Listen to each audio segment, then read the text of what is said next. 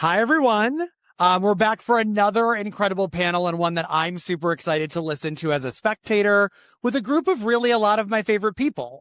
So we have Creator Survival Guide. We've got Shira Lazar from What's Trending, Travis Keys from Travis W. Keys Photography, Dylan Huey from Reach, Mari Takahashi from AtomicMari, content creator, and then Nicki Sun from Puget Systems and Nicki Sun Media. Very excited about this conversation. Listen up. What's up? What's up? How's it going, NAB? Creator Lab. Yes, as he mentioned, I'm Shira Lazar. I'm the founder and CEO of What's Trending. I also run an organization called Creators for Mental Health, and I'm part of the NAB Creator Council. Now, what you're going to hear from us is more about what we're doing, the VIP Creator Program. Who's heard of the VIP Creator Program that NAB has done? Okay, a few, which is great because it means that so many more people here get to learn about it today, which I love. We're also going to just talk about the themes of, burnouts. How to maintain your presence and your brand in an age where you need to be on top of things. It feels like 24/7. How to deal with even things like contracts. It's the sexy and unsexy, which is, by the way, all part of the business of being a creator. And with that, you've already been introduced, y'all. I just came on, but please welcome our panelists, everyone. Dylan, Travis, Nicki, Mari, come on down. Thank you. So I'll be standing here. I've been sitting at my laptop too long anyway today. We're also going to open it up to all of you. I want to look at this as a bit of a town hall for the VIP Creator Program as well. So as you're hearing from everyone and learning more about it, and you have questions or even feedback, there's things on your mind as a creator or someone in the business, and you're wondering what's going on with that. This is an issue I'm having. Can NAB help? We want to hear from you. We do have our quarterly meeting tomorrow. And so we get to take all the information and stuff coming up from here and bring it up with leadership at NAB tomorrow. So that's why also this is a bit of a town hall, and it's so important. So with that, I know we've mentioned your titles, but let's get into, from each of you, what you're up to, what you do in the creator space, and what you're passionate about. I guess I'll start first. Other than showing up to the quarterly meetings for the NAB, I run a company called Reach. We originally started off as a national influencer organization across 100 universities, so really educating the next generation of content creators and digital marketers with 5,000 college students nationwide. Grew that out to a marketing agency, talent management group representing 400 creators. Simultaneously, I'm also a creator myself, so I have 6 million followers in socials. I get 20 million views every day on Snapchat. So a little bit of everything in the creator space. Travis. Hey guys, what's going on? I'm sorry. I got to tell you, normally when you sit on a panel, they're the most uncomfortable seats in the world. I am sinking into this, and after 3 days, I'm ready to right here. It's fabulous. So I'm Travis Keys. I, like many people in the content creator atmosphere, wear many, many different hats. And I think as you are a content creator, you have to wear that many hats. And you have to understand that you're a photographer, you're an artist, you're a storyteller. This is what you do. I'm a filmmaker. I'm a brand ambassador. I work with Sony, Harlow, Adobe, AMD. And I just produced my first movie that came out this year. So that was a 3-year journey. And I think I can't say that I'm speaking for women, but when you have your child and you say, I'm never doing that again. I'm 6 months into it. I'm like, I might have another. So I'm working on my second film right now. The creator panel for us, and I know all of us are really caring about this space and the voice, what we have in it. And right now, this is the birth of this program. And you being here, we need your feedback and input because it's going to help us develop all the stuff that lays the path for the future years for all of you. So I'm really excited to be here and hear your input back with it.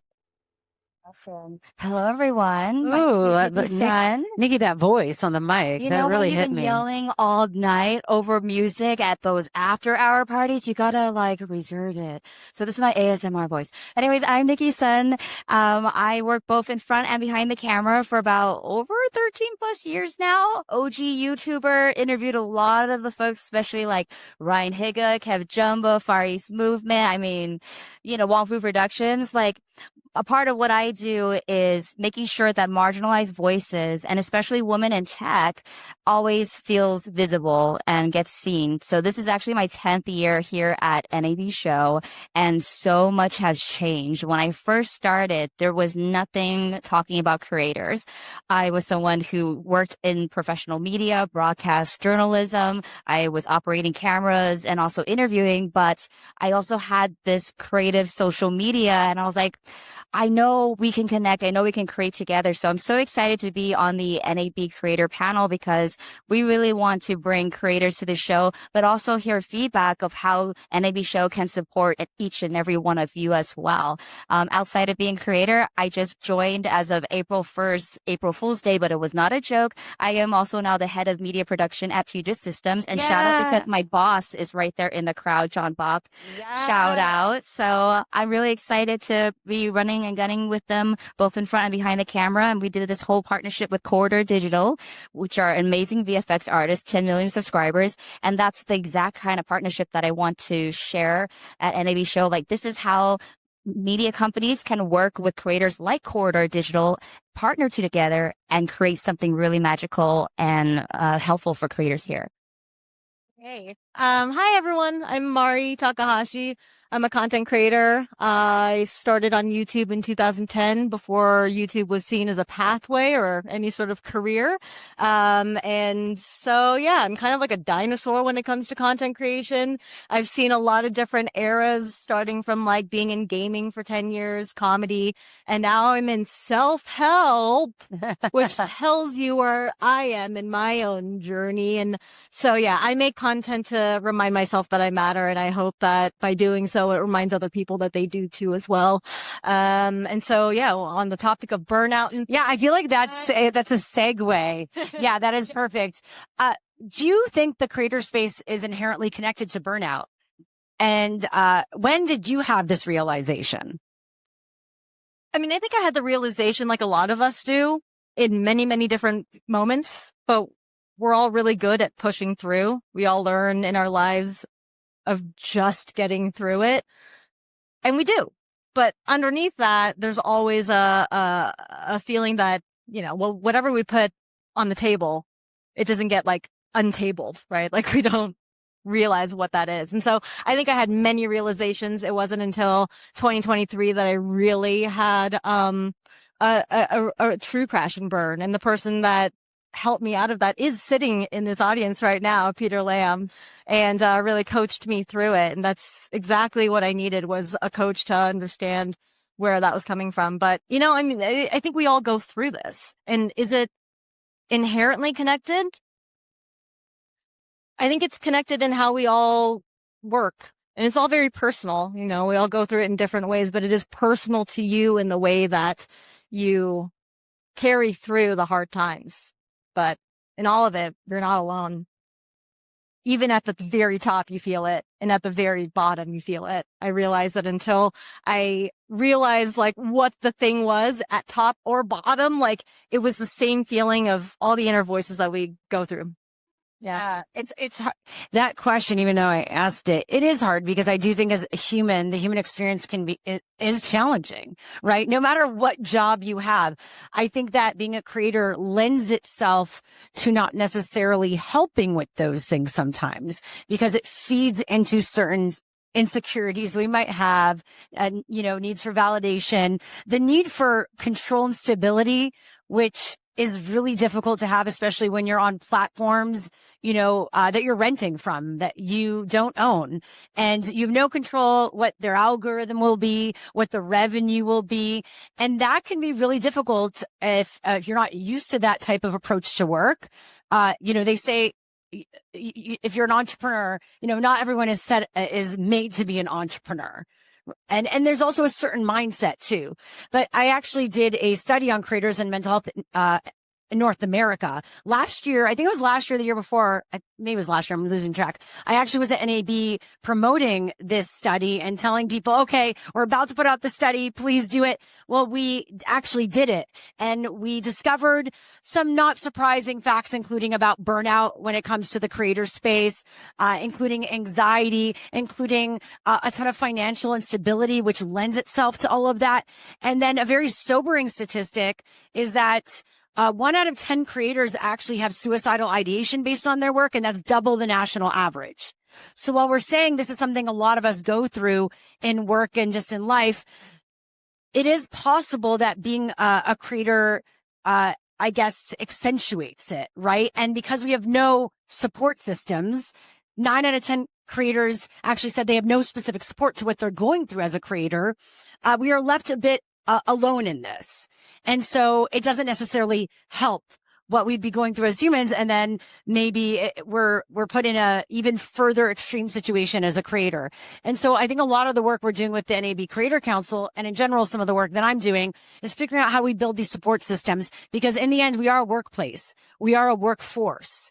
Even though we're creatives, and a lot of people don't look at some of what we do maybe as a job. It really is. And it's a growing economy. So underneath an economy is a workforce. And how are we going to support that workforce when we don't have HR? We're not full time, et cetera. So just wanted to add some of that. Let's talk to you, Nicki, about burnout. And if you've experienced that, how have you dealt with it? What was that aha moment?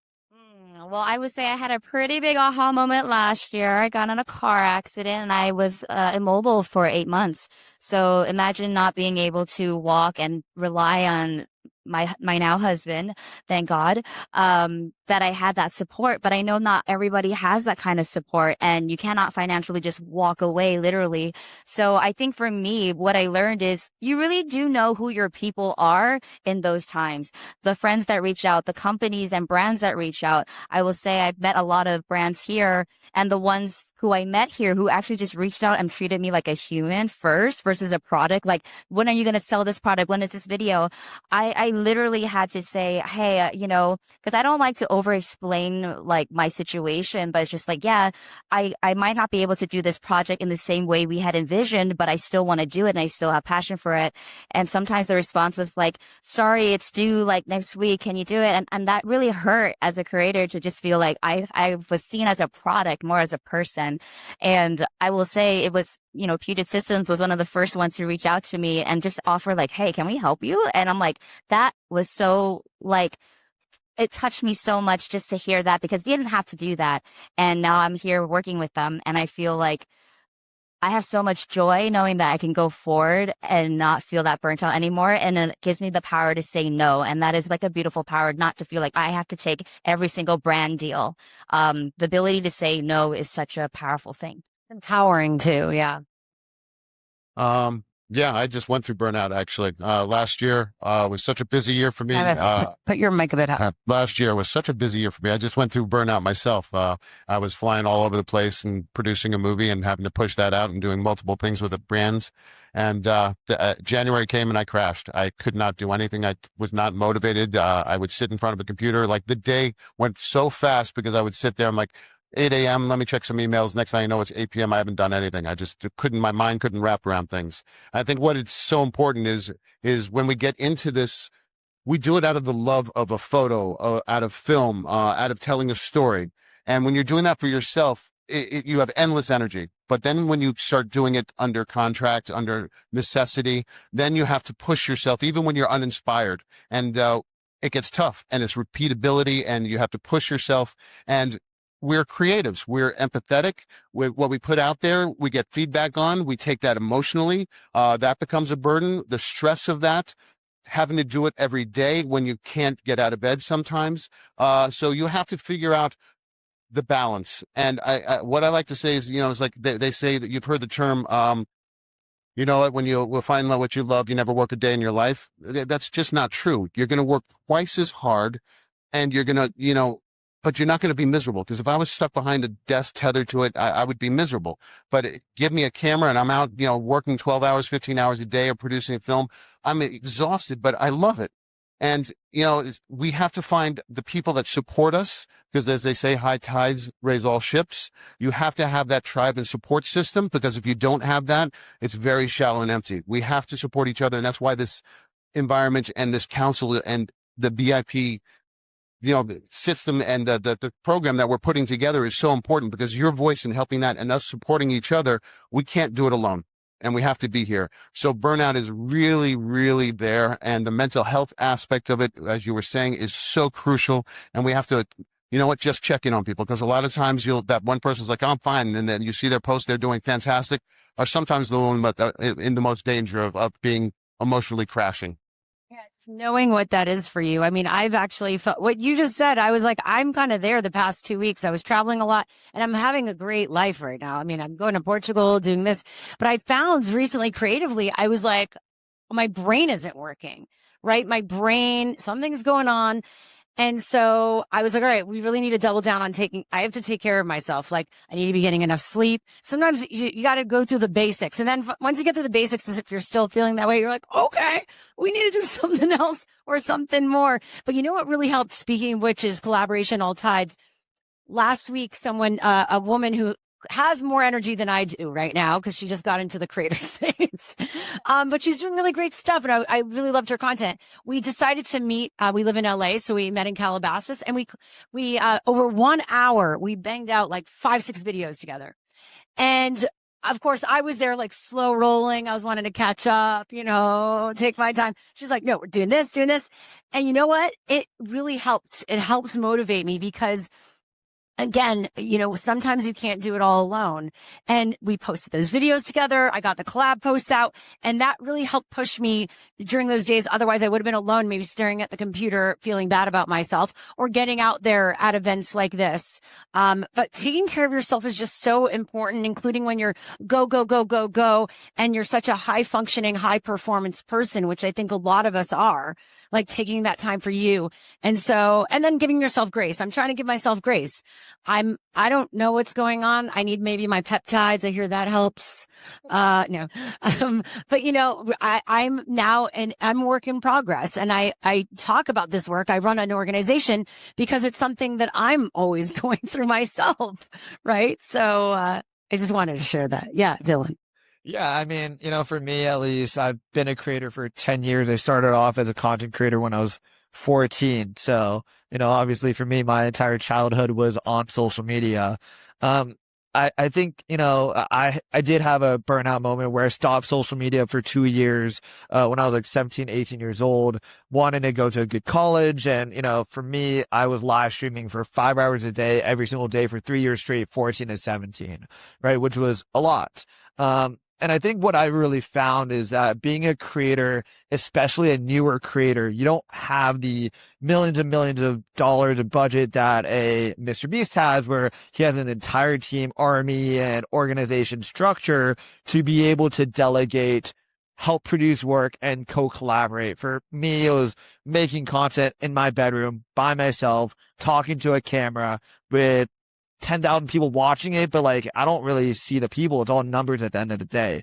Right. And that's, I think, was my kind of wake up call into what burnout looks like. I think that as you think about yourself as a creator, it's also very similar to being a business, right? If you are a solo entrepreneur, you're having to do all the legwork, all the effort, every single thing yourself. You're going to have to learn taxes, legal. You're going to have to learn business negotiation, as well as whatever your creative asset that you want to do as a business is. That's the same thing in the creator landscape. We kind of have to do everything, right? If you are starting off, you have to be the editor, videographer, you have to be the production, you have to create the script for this, the skit that you want to do. All of that. And that's what I learned really quickly. I think I found 2 very quick solutions to solve that creator burnout. Obviously, post my 2-year being burnt out, during COVID, when I really wanted to get back in the creator space. The first thing was to delegate the things that I don't enjoy doing and passing that off first. I knew that I hated editing and I hated being the one holding the camera. But I loved the negotiation side. I loved the business side of being a creator. And, I think oftentimes you're told, oh, your first person that you should hire should be a manager. I said, scratch that. I love the negotiation business side. I don't ever want a manager because that's my love in this creator space. But I do need an editor because I don't want to spend hours and hours and hours to learn how to use Final Cut Pro when I'm not an expert in that and I could be coming up more video ideas. So that was the first thing that I kind of delegated. And then the second thing that I found very valuable was finding community, right? This creator space, I believe, still is such a self-isolating industry where you are making content alone if you are an amateur content creator. Obviously, the big enterprise creators are in a very different situation. That's not the 99%, right? So finding a community of up and coming creators like yourself that you can rally ideas back and forth with is so essential so that you don't get burnt out, but you groupthink ideas to help each other grow and also to help motivate each other to be content creators where we're playing in a field of the algorithm where it is important to be consistent. Yeah. And then I want to get into the creator program. Yeah. What you did was you gave 2 tips, which I thought is fabulous. And giving tips here is what's going to help us. I want to give one tip because as creators, we're basically freelancers. And I think one of the greatest fears we have is if we take that time off a year or 2 years, we're going to get leapfrogged. We're going to be left behind and stuff like that. So how do we allow ourselves to give grace and give time to deal with our mental health and stuff like that? What you should do is when you're feeling spunky and healthy and collaborative and stuff like that, bank some content.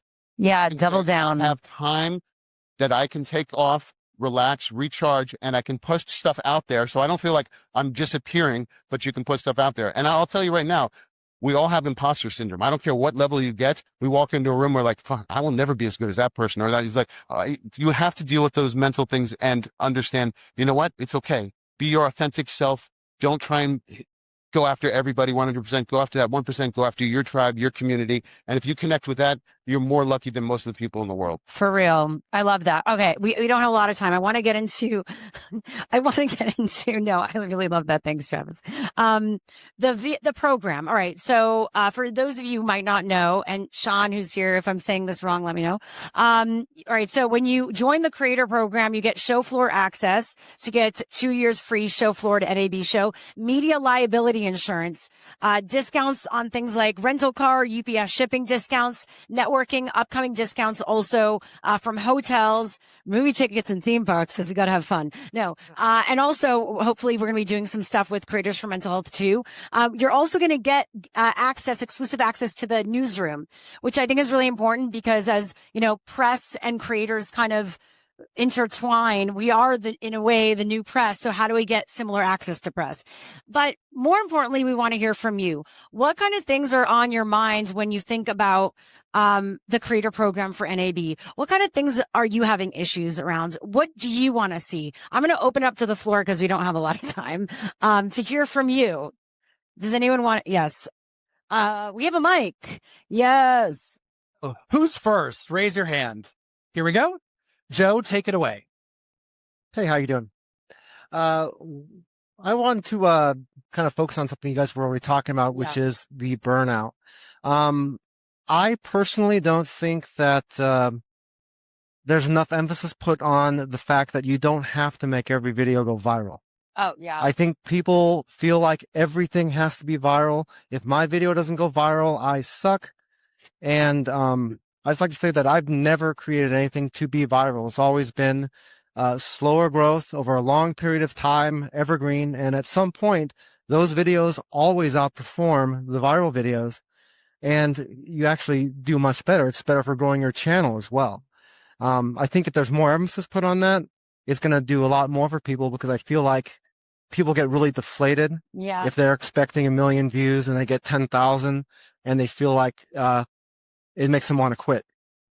Yeah, it's the leveling your expectations and also your why, your purpose. I don't know if you want to add to that. Yeah, it sounds like you're already looking ahead.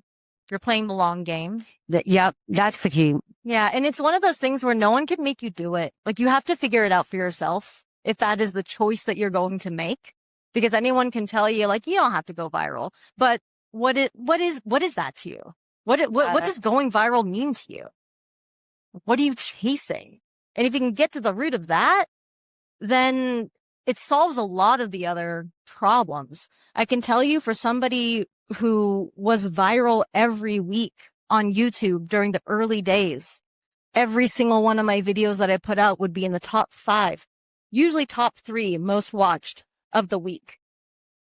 The problems and the inner voices, the imposter syndrome, the thinking you're not enough was there at the very, very top as much as it was at the very, very bottom when I burned out. Same thing. So the virality, the fame, the money, the success, or whatever label you put on it will still be there. Like the voice will still be there no matter where you are.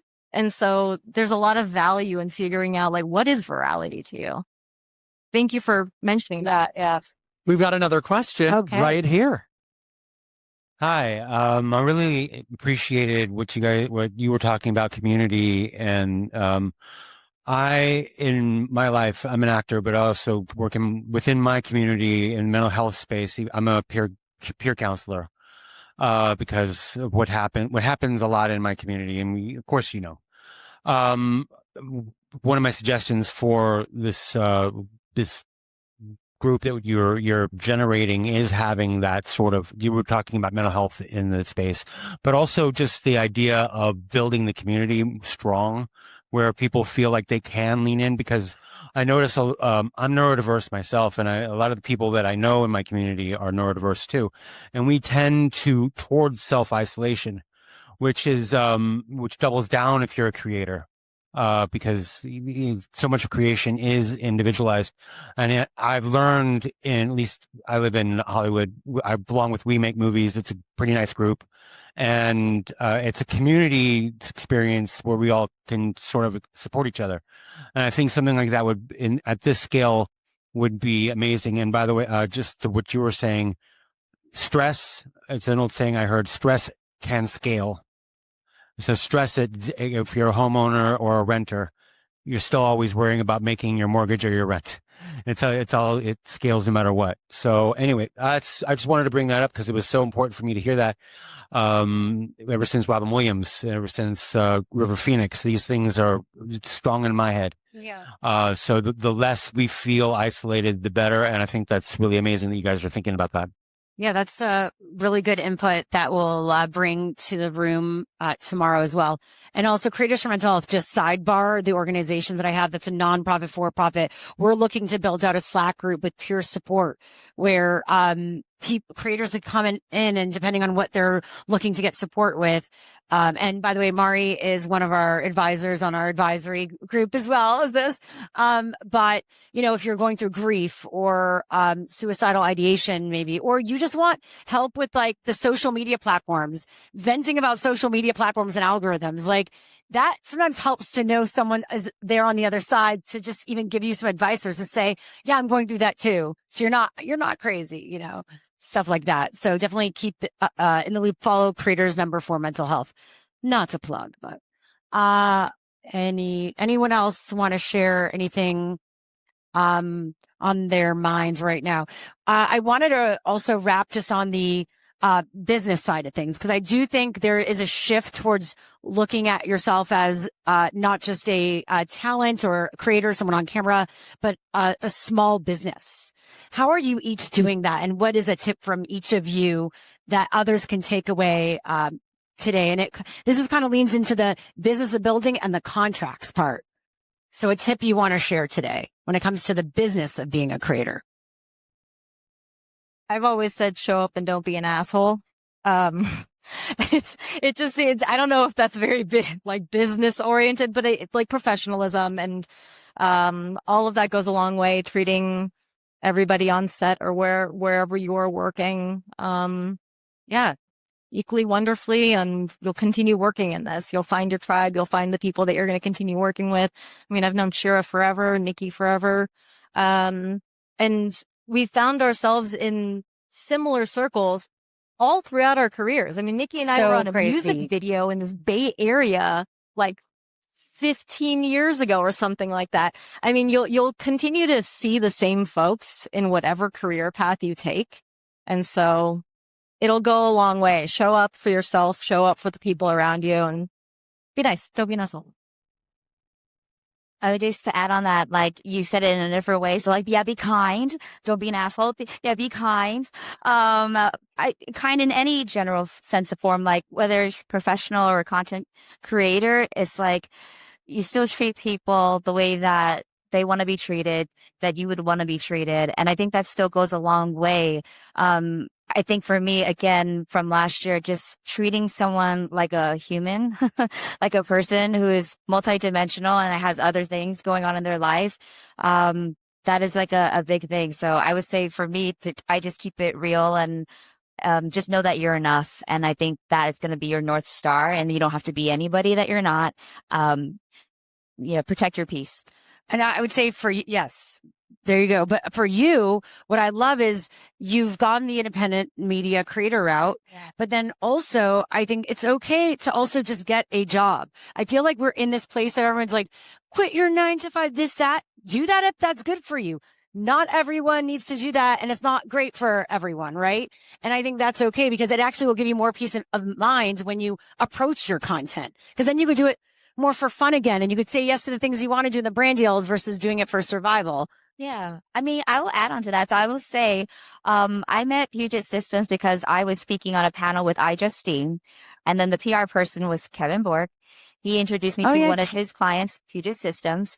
And that year we did a collaboration. They custom built me an RTX 3090, powerful workstation, great for 4K videos. 5 years later, I'm working there. So I feel like here is your like job community. Like if you see a booth, if you connect with someone, maintain that relationship. This took 5 years. It didn't happen overnight, but a lot of what I'm interested in as a person in technology happened at this show. So really reach out around you, your neighbor next door to you, whatever they're looking for, like help be that connector and be that supporter and help introduce them to someone that you might know, and you might help set them up. So, I mean, I love career matching. So if you want me to play matchmaker for you, too, you let me know. People are going to be sliding into your DMs. A business tip, something like tactical here. One of the things like I do for myself, and especially when I'm teaching or doing a workshop, I will snap you out of it. And then what I would mean by that is when you walk in, it took you an extra hour because of the traffic, or, you had a terrible day. I want you to go into that soundtrack in your head, remember why you're here, why you love what you do, and reset it. Because don't take that negativity and bring it into your job. Remember what you love doing and give that experience and love back. Because ultimately there's brand and branding, and you are your ultimate brand. What people think about you, what you do, what you say, how they look at your website, your content, what they get when you're not there, all of that is going to literally be part of you no matter what you do. The way you answer the phone, the way you answer an email, how quickly you answer an email, how you talk to someone, they will remember that. And you may have been the worst day, and that's what they're going to remember. So always try and reset yourself and come into it like, hey, how you doing? And sometimes that's exhausting. It's absolutely exhausting, because what we're doing is we're not faking it. Never fake it. Be your authentic self. But we're actors. The lights and stage goes on, and we have to amplify who we are and give that energy out. And that's exhausting. But remember to reset yourself and do it. Oprah had, I think, a sign in her office. I'm just kind of saying, I don't know the specifics, but it was like, take responsibility for the energy that you bring into the room. Right? So just know, take responsibility. If you're in a pissed off mood, don't act like it's unicorns and butterflies, but realize people will feel that energy. And that will shift things, right? And don't use other people as a punching bag as well, including this day and age. People are angry. There's a lot of anger and sadness and all that going around. I will say on my side, I think that it's important to leverage and be open to new technology. Very businessy, not as soft skills as they said. But I think a lot of people are adverse to new technology and want to stick to the traditional lane. We're in an industry where it's important to reinvent yourself every so often. Every few months, algorithm changes. Leverage technology to the best of your ability, because it's going to help you stay afloat on top of things, on top of trends. I think a lot of people think AI is going to replace them. If you completely replace yourself by AI, then that's dumb. But if you leverage AI to support your productive workflows that you've built, then you can maximize your skill sets, decrease burnout because then you have more time to do what you actually love doing, and you can kind of delegate out the stuff that you don't enjoy doing. Do you have one tool that you like?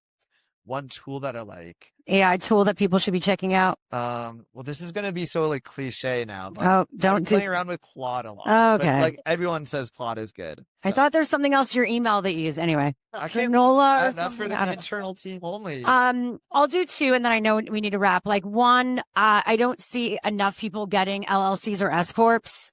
I think it's so important. And then put yourself on payroll. Gusto.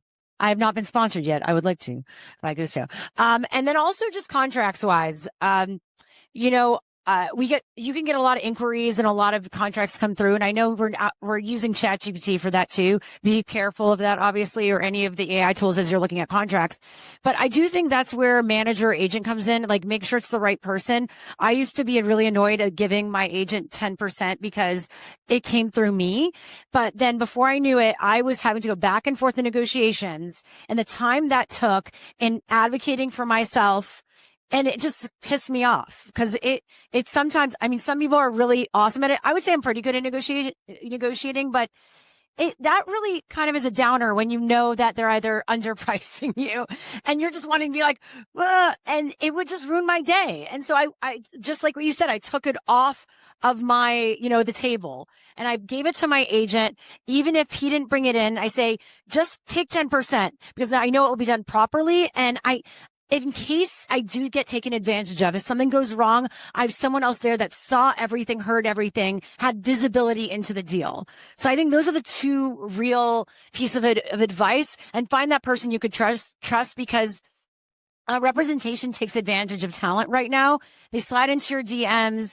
They tell you they're going to get you all the deals, take advantage or go into your email, and, we'll run your email account and all that.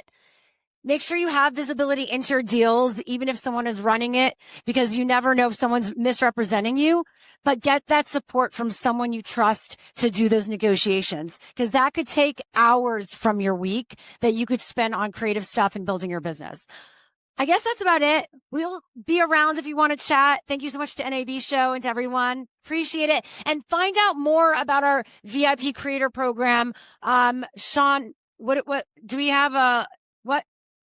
Oh, QR code. Go check out that QR code to find out more, everyone. We'd love to hear from you if you didn't feel like speaking publicly. This is all about us really building with you. So we really appreciate you being here today. And thanks to our panelists. Thanks, Shira. Appreciate it.